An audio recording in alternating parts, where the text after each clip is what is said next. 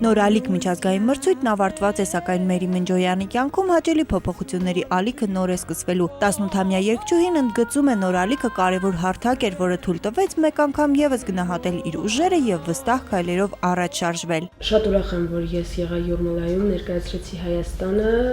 չնայած 7-րդ տեղին, ինձ թվում է, որ ես պատշաճ կերպով ներկայացրեցի հայրենիքս։ Շատ մեծ դպրոց անցա, շատ մեծ դաս էր սա ինձ համար, եւս մի փուլ կայանալու, եւս մի փուլ ավելի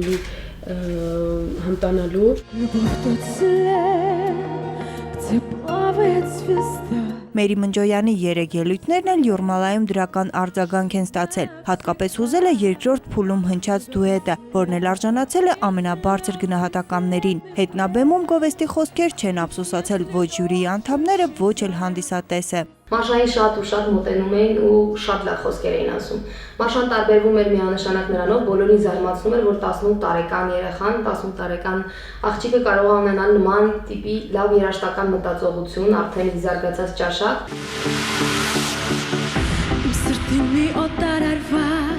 Ժյուրիի անդամներին շատ է դուր եկել նաև Մերի Մնջոյանի երգի պրեմիերան, այն, որ վերջին փուլում հատկապես այդ երգը պետք է հնչի, որոշվել է հենց Յուրմալայում։ Երգը ընտրվել է, ասենք, 10 երգից։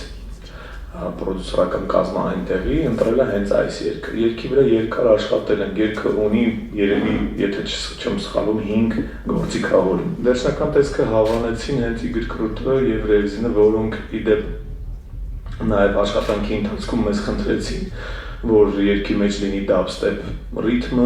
Ժյուրին այս փուլում տեսել է բոլորովին ուրիշ Մաշայի, ով մյուս մասնակիցներից տարբերվել է եւ արտաքին տեսքով եւ գեղեցիկ վոկալով։ Հայաստանը ներկայացնող երգչուհու անունը մշտապես եղել է առաջատարների ցուցակում։ Յուրաքանչյուր մրցույթ ունի իր կանոնները։ Մաշան պետք է ներկայանար 3 տարբեր ոճերում ու պետք է ինքը իրենից տարբերվեր։ Մենք գտնում ենք, որ նա կարողացել է տարբերվել ու երրորդ օրը հատկապես կարողացել է տարբերվել։ Մերի Մնջոյանի եւ Արմենիա հեռուստատեսության համագործակցությունը կշարունակվի։ Մոտ ապագայում Հայաստանի ձայնը նախագծի առաջին հաղթողը հանդիսատեսին կներկայանա նոր երգերով ու տեսահոլովակով։ Սյուզան Չիչակյան, Միլենա Պողոսովա, ժամը լրատվական։